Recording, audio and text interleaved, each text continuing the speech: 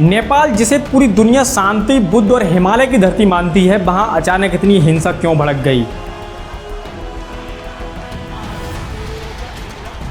नेपाल के लोग कहते हैं कि हमें पढ़ाई के बाद नौकरी नहीं मिलती और नेताजी के बच्चे लाखों करोड़ों रुपए उड़ाते हैं। नेताजी के ऐसे घोटाले देखकर नेपाल के लोगों को दिन पे दिन बर्दाश्त करना बहुत मुश्किल होता जा रहा था। 54,600 करोड़ रुपए का भूमि घोटाला, 13,600 करोड़ रुपए का ओरिएंटल कोऑपरेटिव घोटाला और अभी 2024 में 69,600 करोड़ रुपए का ताजा घोटाला। आपने पंचायत का ये वाला सीन तो जरूर देखा होगा। प्रहलाद भाई, आप कुछ मत बोलिए, आपसे कोई दुश्मनी नहीं, लेकिन इस प्रधान जी को बर्दाश्त करना मुश्किल होता जा रहा है। वैसे ही नेपाल के लोगों को केपी शर्मा ओली की सरकार को दिन पे दिन बर्दाश्त करना बहुत मुश्किल होता जा रहा था। क्या सिर्फ फेसबुक, टिकटॉक या यूट्यूब बैन होने से लोग सड़कों पर उतर आए? नहीं भाई, ये तो सिर्फ बहाना था। फिल्म तो कुछ और चल रही थी। जेन जेड के लिए सिर्फ नौकरी नहीं मिल रही, ये वाला दर्द ही काफी नहीं है। उनके लिए आजादी का मतलब है अपनी आवाज उठाना। उनके लिए कैरियर का मतलब है कि मेरिट से आगे बढ़ना, ना कि नेताजी के रिश्तेदार होना। और जब उनकी ही मेहनत की कमाई कोऑपरेटिव में जमा पैसा घोटालों में डूब गया तो गुस्सा सोशल मीडिया बैन से नहीं बल्कि उस सिस्टम से था जिसने पूरी जनरेशन को धोखा दिया।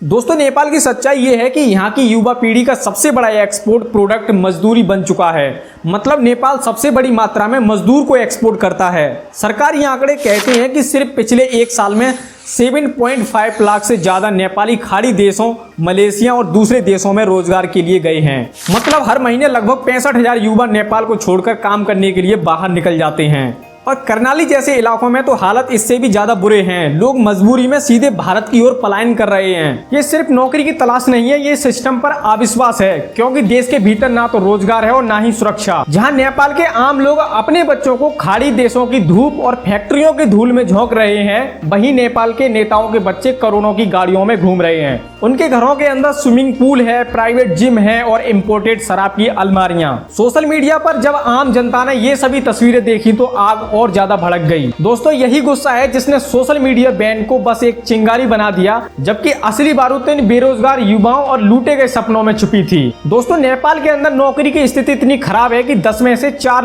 पढ़े लिखे युवा लोग बेरोजगार हैं और जिन लोगों की नौकरी है उनकी सैलरी इतनी कम है कि महीने का गुजारा भी मुश्किल से हो पाता है। तो सोचिए, एक तरफ ये हालात हैं और दूसरी तरफ लोग कहने लगे हैं कि हमारे बच्चे बेरोजगारी से लड़ रहे हैं और नेताजी के बच्चे डॉलर में ऐश कर रहे हैं। दोस्तों, गुस्से की आग सबसे ज्यादा नेपाल के फाइनेंस मिनिस्टर विष्णु प्रसाद पौडेल पर निकली।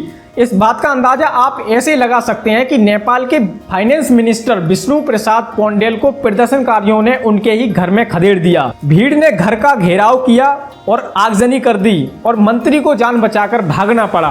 गुस्साए लोगों ने सड़क पर उनका पीछा किया। उन्होंने अपना चेहरा छिपाने के लिए हेलमेट लगाया और पानी में भी कूद गए, लेकिन भीड़ ने वहां भी उन्हें नहीं बख्शा और पानी में भी मारते रहे।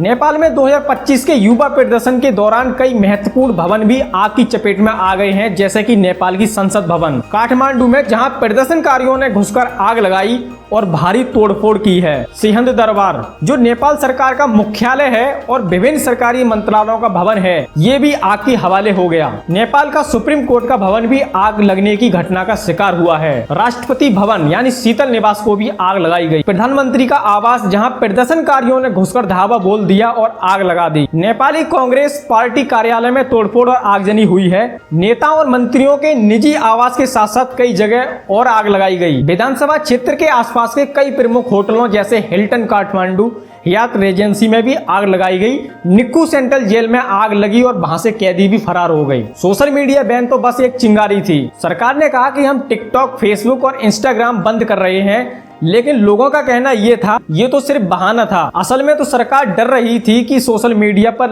उनकी लग्जरी लाइफ और करप्शन की पोल न खुल जाए। कहते हैं कि झूठ को कितना भी दबाया जाए वो एक दिन सामने आ ही जाता है और वैसा ही हुआ। नेपाल सरकार पर पिछले 4 सालों में कई बड़े घोटाले और भ्रष्टाचार का आरोप लगा है। खासकर नेपाल सरकार के 3 बड़े घोटालों की पोल खुल गई है, जिसमें 54,600 करोड़ रुपए का भूमि घोटाला। 2020 में गिरिबंधु भूमि स्वैप घोटाले ने पूरे नेपाल को हिलाकर रख दिया। नेपाल के तत्कालीन prime minister KP Sharma Oli ने लैंड मैनेजमेंट एक्ट 1964 में 8वां संशोधन को लागू किया।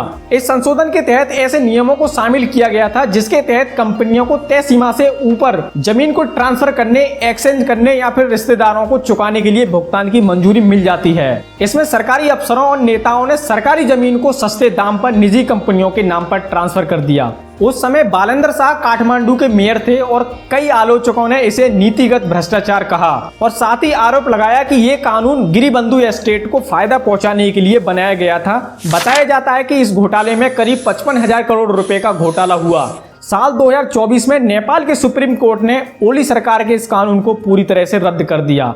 जनता के करोड़ों रुपयों की संपत्ति गलत तरीके से दबा ली गई, जिसमें सरकार और आम लोगों दोनों को बहुत बड़ा भारी नुकसान हुआ। दूसरा, 13,600 करोड़ रुपए का ओरिएंटल कोऑपरेटिव घोटाला।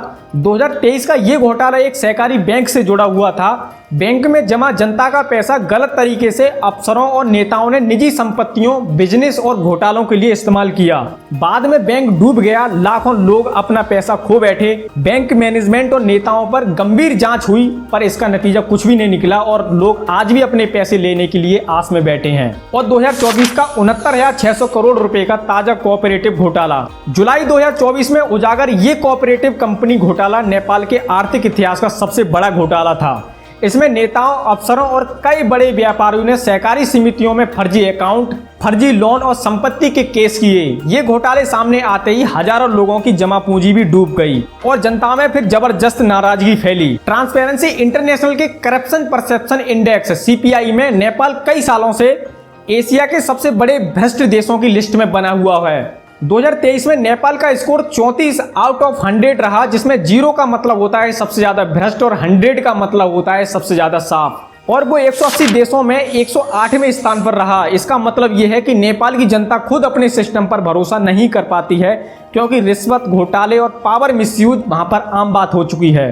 दोस्तों, इन सभी हालातों को देखते हुए नेपाल की जेन जेड का दबाव इतना बढ़ गया कि प्रधानमंत्री केपी शर्मा ओली को आखिरकार इस्तीफा देना पड़ा। याद रखिए कि ओली वही नेता हैं जिन्होंने 2015 से लेकर 2021 तक सत्ता संभाली थी और बाद में फिर से राजनीति में मजबूत होकर लौटे थे। लेकिन इस बार हालात अलग थे। जनता अब चुप बैठने को तैयार नहीं थी और लोग सड़कों पर साफ कह रहे थे कि ओली की सरकार सिर्फ वादों की सरकार है। न नौकरी आई, न विकास हुआ, बस महंगाई और बेरोजगारी बढ़ती गई। दोस्तों, जनता का यही गुस्सा ओली की कुर्सी तक पहुंच गया और आखिरकार उन्हें झुकना पड़ा। ओली के इस्तीफे के बाद नेपाल की राजनीति में नया चेहरा सामने आया है, सुशीला गर्गी का। नेपाल की पहली महिला प्रधानमंत्री बनने के बाद उनसे उम्मीदें तो बहुत थीं। लोग सोच रहे थे कि शायद अब हालात बदलेंगे, बेरोजगारी और महंगाई कम होगी और भ्रष्टाचार पर लगाम लगेगी। लेकिन साथ ही एक बड़ा सवाल ये भी है कि क्या सुशीला गर्गी बाकी जनता की उम्मीदों पर खरा उतर पाएंगी या हालात ओली से भी ज्यादा बदतर हो जाएंगे?